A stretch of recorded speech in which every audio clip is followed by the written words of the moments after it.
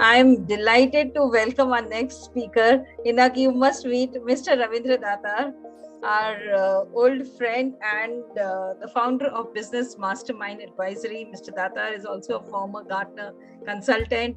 We go back many, many years working together on many projects, on many client campaigns, on many strategies. Mr. Datar is a friend, philosopher, guide, mentor for all of us.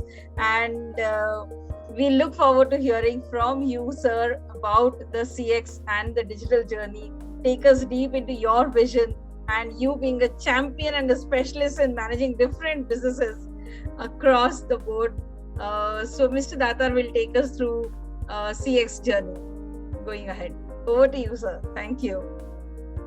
So first of all, let me congratulate Enoch on a very, very informative presentation. And I was looking at the slides and a lot of hard work has gone into creating those models. So I would like to congratulate him on a very well done presentation. And what I am going to talk about now is going to take, so start from where Enoch stopped and take it forward towards the CX journey of a customer. So a lot of things that Enoch actually said will actually, when I am talking, they will take you back to what Enoch was saying. And that's a very good thing because you have a chain of thought. So without much ado, I will just share my screen. So this is what the event is about. Everyone knows. And this is what the topic is about. Just let me see when you can see it. CX across the customer decision cycle. What does it mean is we will be going through the entire decision cycle that customers take when they actually decide to finally click on that buy button or go to the shop and pick up something. And customer experience matters across that life cycle. We will see how. A brief introduction. This is me, Ravindra Datar. The PC is not mine. I have a lot of hair still. And why should you listen to me? I've been in the industry for a long time, almost 26 years now, global marketing. Am I audible? Yes, you are. Okay. Yes, you are. In between it was cracking, but now it is fine. Sure. I've been recognized among 100 most influential marketing leaders by the World Marketing Congress. I have a wide range of professional experience in market research, advisory, consulting, mentoring. Been there, done that. I started with advisory and consulting and then got into the trenches to set up high performance marketing teams across multiple companies. So worked with IMRB, that is now Kantar Group, worked with Gartner. I was a principal analyst for 11 countries across the APAC region. I set up the strategic marketing function in Patni Computer Systems. I headed global marketing in Datamatics. I actually set up and headed global marketing in Datamatics, and also worked with a lot of small MSMEs and startups in the process of my consulting. This spans large Indian companies, large global MNCs, and small and medium-sized businesses. So wherever you fall, what I'm talking to will make sense to you. So this is my most important or most liked quote that I like myself. A happy customer is your best salesperson. Typically, we invest a lot of time and money to train our salespeople to sell better. What ideally we should be doing is to train our customers to be best salespersons for us. I will tell you how. This entire presentation will tell you how.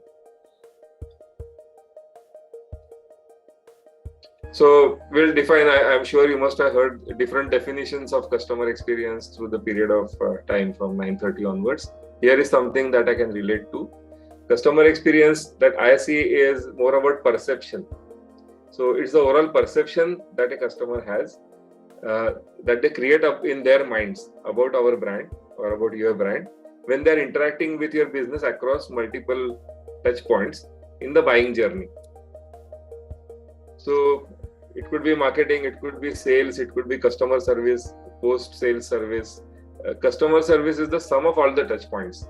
And whether they come back to buy from you or whether they buy from you in the first instance itself will depend on the sum total of these touch points and the sum total of perception that they have in mind about what you are selling to them. And the biggest problem that happens is we always keep on selling. Everyone you talk to in any industry, they say sales is our most important function. What I tell my clients is you're not there to sell at all. You're there to offer value, and your sales team should actually help the customer make the buying decision and make the buying process easy for themselves. They are not there to sell, they are there to help customer get the value that the customer is looking for. If we have that clear, the overall perception, the touch points and everything falls into place. You will see how. So, like I said, we touch the customers at various levels. We touch the customers before sales in our marketing processes.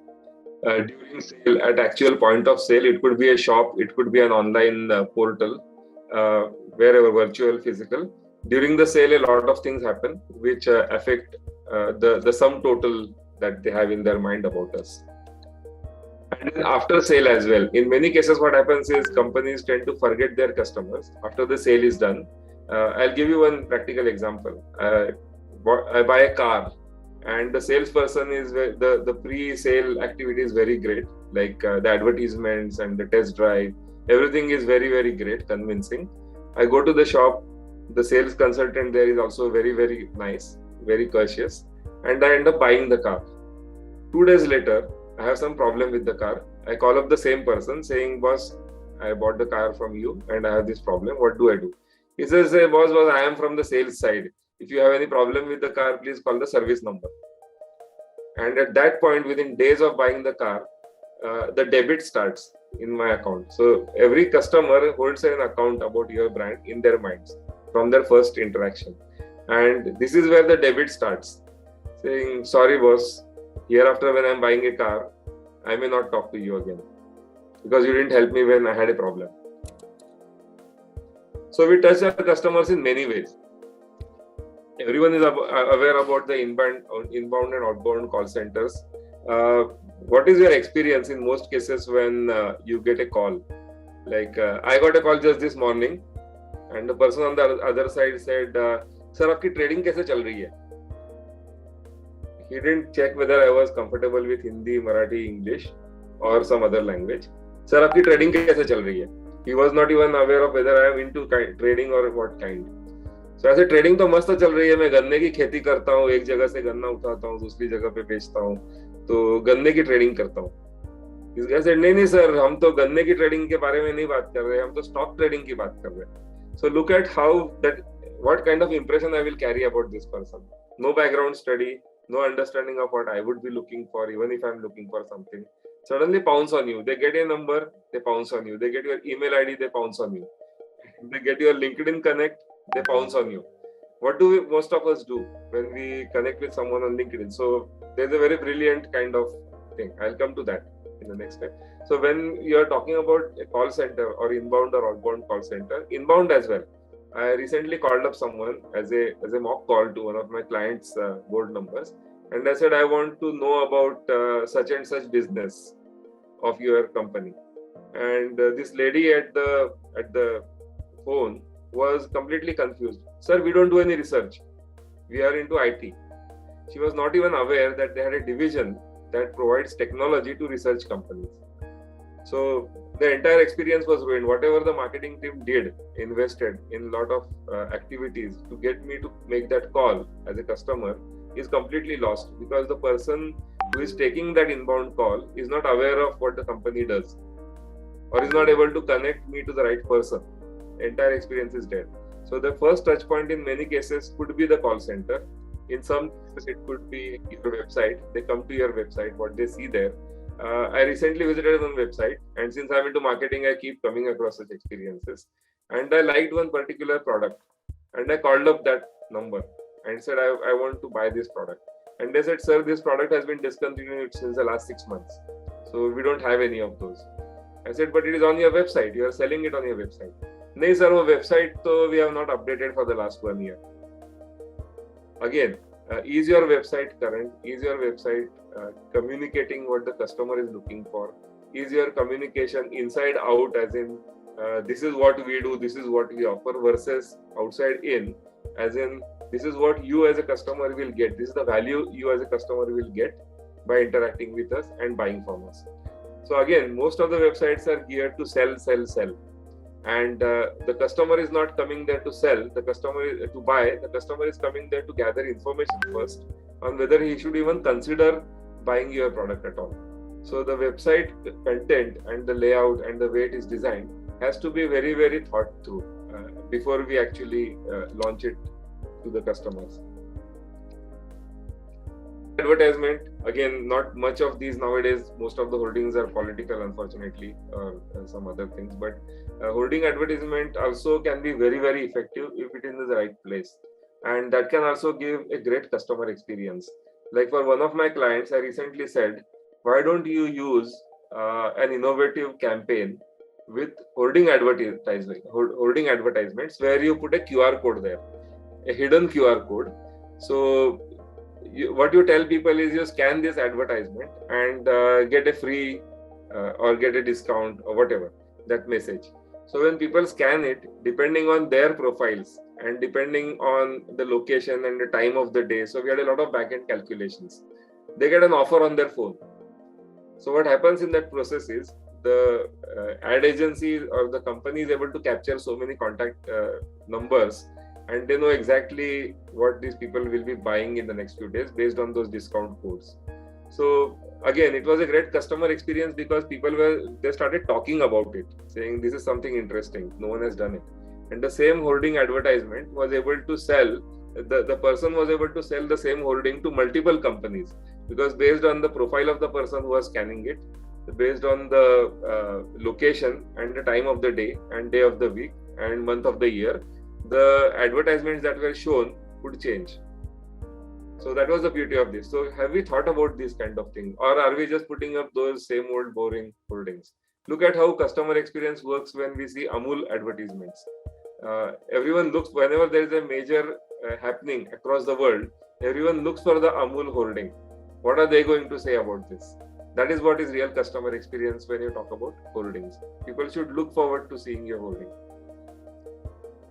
Social media, like I said, in many cases, when you log into LinkedIn, we are told that you have to grow your contacts. So you send a connection request and the person accepts. The next thing that immediately happens is we pounce on that person, introducing our company and asking them for a meeting. People are not on LinkedIn to buy from you. People are there to network professionally. And in many cases, people just disconnect you again, even if they have connected, or start ignoring you if you immediately pounce on them with a sale. So a lot of junk happens on social media, Facebook, Twitter, all of these channels. So we have to be really careful on how we connect with our prospects or customers on these platforms. I'm going through this very fast because there is something else later where I'll be going through this in a lot of detail. Your visiting card also says a lot about yourself and gives a lot of has a lot of potential to differentiate your customer experience. In many cases, you see very, very, very flat visiting cards, and a lot depends on how you design it. A lot depends on the kind of information you give on the visiting card, and a lot depends on how you creatively make it. So when I say creatively, it's not about just the graphics or something. There's a lot of other things we can do using digital technology on the visiting cards. So one example nowadays is the digital visiting card that is happening. So instead of physical visiting card, can you create a digital visiting card, which is more like a mini website? Again, what you put on the website is very important, or on the card is very important. You need to put something that is of value to the customer and not really something that you are trying to sell. If the customer likes what they see, they will immediately come back and say, okay, I want to buy from you. Sales is another big problem. They have been trained to pounce on customers and sell to them. In many cases, it's all sell, sell, sell. What I tell my clients is don't get into this forced selling. And don't even call your field salespersons as field force. You need to tell them that they are not there to sell anything. They are there to help customer buy the right thing for them. And if they don't have the right thing for the customer, they should be willing to tell that very frankly to the customer, saying, I came here expecting I could sell you something, but after our discussion, I feel my product may not be suitable for you. And if I have something valuable for you, I will come back to you again. Imagine the kind of trust that builds in the minds of the customer instead of chipcawing something that you have. just because you want to meet your targets. And in some cases it actually works. In many cases it actually works because it builds a lot of trust about you and your brand in the minds of the customer.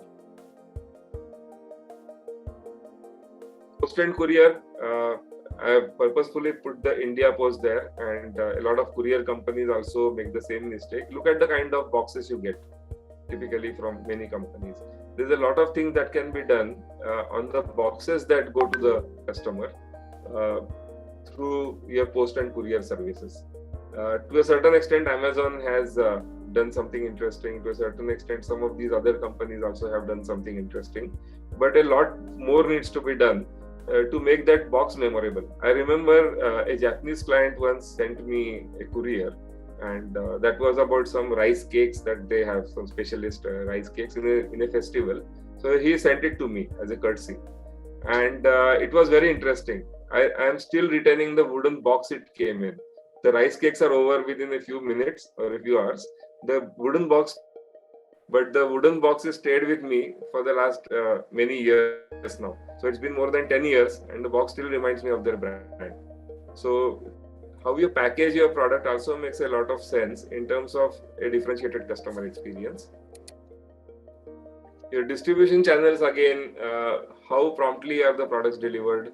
Is the right product available at the right place? Are there stockouts? Are there over stocking? That also makes a lot of difference, because you may do a lot of marketing activity. You reach out to customers, and then the customer goes to buy the product from your channel, and then they have a big problem because you are stocked out. The product is not available.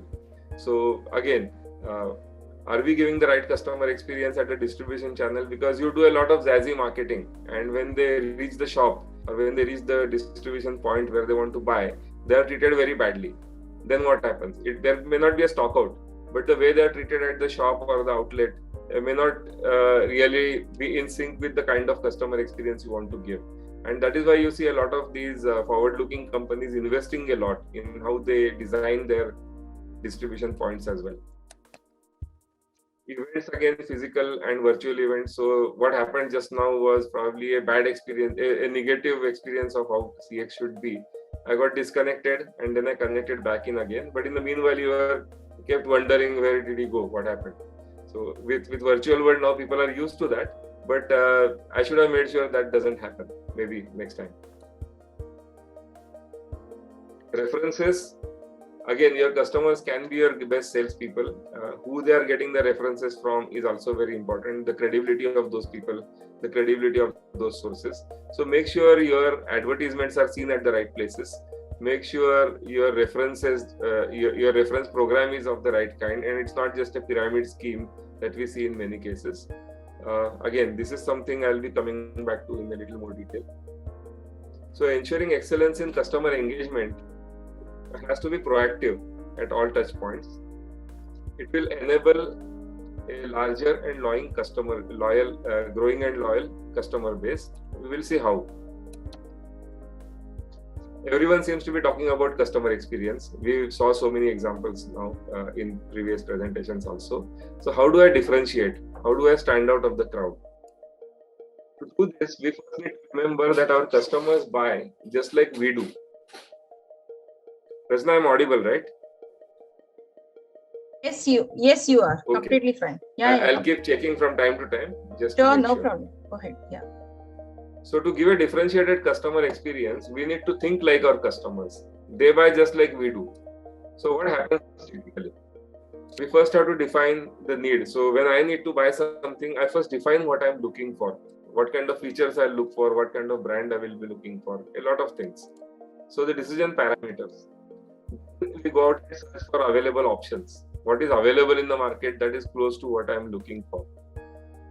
We go to evaluate what is available. Evaluate the options. Look at what is giving the best value for the money I am paying. What is meeting my expectations to the best possible level. Then we look at actual buying process. We go and buy something from a shop or from online sources. The next thing we do is, again, after buying, we evaluate, because you buy something and then someone says, hey, there was a better discount going on at some other place. So you also evaluate the product that you bought based on the quality of output you get from that product. You also evaluate the brand from the quality of service you get, after sales service you get. Like I explained the case of buying a car and after sales service. The next thing after evaluation is if the customer finds you good in your product and after sales service, they will recommend you. And the human tendency is, if it is positive, they don't go out and do it very actively. But if the experience is negative, you have Facebook, you have Twitter, you have all sorts of channels where they will talk about the bad experience they had with you. So they also recommend positively or negatively and negatively. So it's up to us to make sure the right channels are available to them, so that if they have negative comments, they come to us. If they have positive comments, they go to the world. And then if everything is good, the next time they need something, they will follow the same cycle and come back to us. Now, what does it mean to us as sellers? So first of all, in the definition stage, the customer is defining their parameters and then also the value they are looking for. So it is up to us to be sensitive to the customer's requirements, think like the customer, and understand why they are buying this product or service and the value they are looking for in this purchase. And this will give us inputs to define their CX, their experience, all through the rest of the cycle. So as a seller, we need to think like a customer, maybe even visit as a customer, visit the site or visit the physical places and look at these touch points and see whether I myself am getting that kind of a customer experience that I would look for as a customer. People are looking at finding the options available. So it is up to us to be easy and frequently visible at the right place at the right time, because jo dikhta nahi wo bikhta nahi. So we have to be there proactively. So if we know that people look at certain blogs when buying certain products, are we there? If we know that people go to certain exhibitions before making a buying decision, are we there? Are we there at the right time when the customer is ready to buy? So we need to think about all these things and make sure that we are proactively there, so the customer is happy to find us there. After buying, after finding us, the customer will start looking for information, references, data, because they have multiple options and now they have to decide what to buy. So they are going to look at Google, they are going to look at a lot of places. So as a proactive seller of value, a provider of value, it is up to us to provide that experience, provide the references, provide the data to make that evaluation easier. And if we are providing it, it is more likely to be in our favor. So it is very important to identify how are we going to do this, how are we going to provide the right references. And like I said, your past customers can be your best salespeople. So are you selling, or are your customers selling to other customers? So this part of the process is very, very important to tilt the decision in your favor. The experience people get when looking for data, if they search on your brand and all they find is Mouthshut or such other sites where there are a lot of negative references, it becomes very difficult for you to sell to them, however good you are. In the buying process, when someone reaches a shop or reaches an online portal to buy, they need to find you easily, because if they find someone else easier than you, they will buy that product, they will not buy you. So how easy are you, how available are you in terms of the product and the information through the right channels for the customer to buy very easily. And the entire buying experience has a huge impact on your brand's value perception, because like I said before, when you go to a shop or when you go online to buy something, if they don't have a good experience in the buying process, they are not likely to come back to you again. After buying, the quality of products and the after sales service really matters, because it actually matters the most. Because if the customer buys it and feels he has got great value, he is likely to go and tell others that he's got great value by buying this. But if the person doesn't feel that he has got the good value for his products because of the quality of product or because of the after sales service not being good enough, he'll actively go and tell people, I've been fooled by these people, please don't buy from them. So the experience after the purchase is probably more important than before the purchase. And you need to look at evaluating the touch points after the purchase and how we are making the experience better there. Now, like I said, if something works out positively, people may or may not go out and recommend. But if something works out negatively, people are very likely to go and talk on Twitter, talk on Facebook, and all over the place. So we have to be proactive to create channels which are very responsive, and also create opportunities for customers to recommend, to endorse. So whenever they have something negative, they should be able to easily reach out to us. If you look at these IVRs of most banks and insurance companies, it's a disaster. It probably takes me half an hour before I'm able to get that option to dial 9 and get to speak to the customer service representative. In most cases, the IVRs become very irritating. So can you make it easier for the customer to reach to you if they have a problem? And most people like to talk to people, not machines. So we have to keep that in mind. Also, can we incentivize people to go out and talk positive about us, make positive recommendations, and come back to us through various ways? Like for example, in one of the events that one of my clients was doing, we set up a selfie booth. And we said, visitors, take a picture at the selfie booth and write a creative tagline for what you liked about our product and post it on Twitter with this hashtag. Twitter, Facebook, LinkedIn, wherever, with this hashtag. And the best hashtag, the best quote will get a certain reward. So we got hundreds of posts within a single day because people actually liked what they saw there. Then they took those selfies and then they made those creative sentences. So they came out with some taglines which our own marketing team was not able to think of because there are so many creative people visiting. So are we able to create such experiences to make customers reach out to other customers and talk about the good experiences they get from us? That is also something very important. And if everything happens like this, then finally they are going to come to you and define their next requirement. I see that I made this presentation very short in the interest of time. So I'll end with 3 magic words for a differentiated customer experience. The 3 magic words are sensitivity, creativity, and responsiveness. So if you looked at the entire set of touch points I talked about, if you looked at the entire buying cycle, decision cycle, at each stage, you need to question yourself, am I sensitive to what the customer is looking for? If I am the buyer, what is it that I'll be looking for when I'm at this stage in my buying cycle? So you have to be sensitive to those requirements, those value requirements. Then you have to be creative about addressing those, because it's okay to understand it, but then everyone understands those. So how are you going to stand out in terms of providing a differentiated customer experience? That is where your creativity comes into picture. How are you going to engage with those customers in a more creative way that they will remember? And then finally, responsiveness. How responsive are we to the value perceptions of the customer, or the needs of the customer, or the feedback of the customer at all these touch points to give them a differentiated customer experience? So before I end this, these were the 3 magic words I wanted to share with you. Before I end it, I want to take you through a very short video, a 1.5 to 2 minutes video that shows all of these together. South Korea, a country devoid of oil. Seoul, a city where 1/4 of Koreans live, with one of the world's highest gasoline consumption. The situation is getting worse. Car usage is increasing.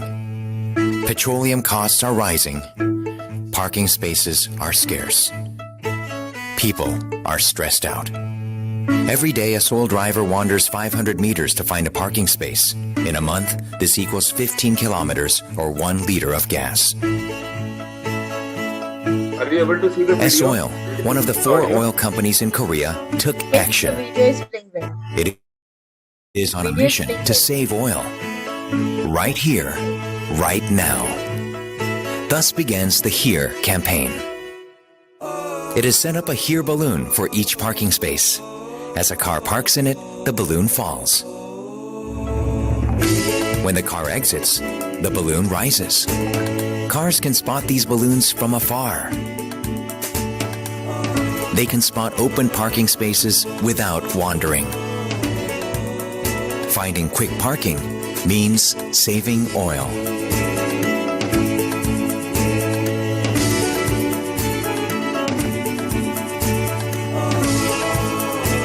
One easily spotted parking spot is worth 1 liter of oil saved.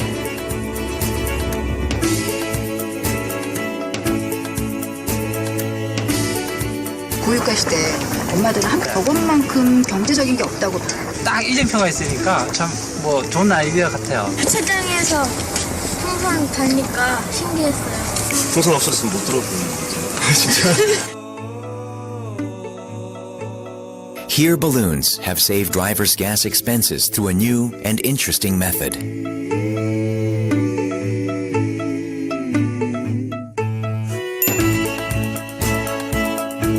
S-Oil, the oil seller, gained the impression of an oil-saving company. Save oil, save time, save money.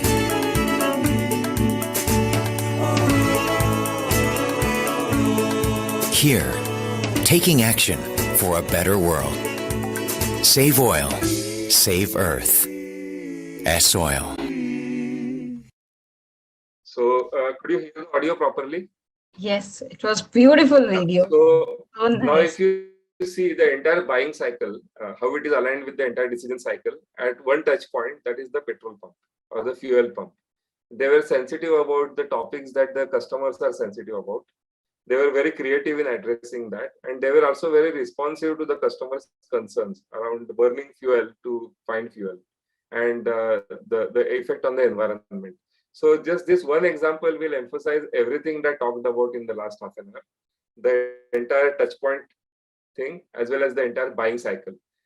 So with that, I end my presentation. And if you would like to talk further to me, here is my contact information. And I'm open to any questions if you have time for that. Yes. Thank you so very much. Wonderful presentation. I The hope beauty I of finished on time. Yeah, you are.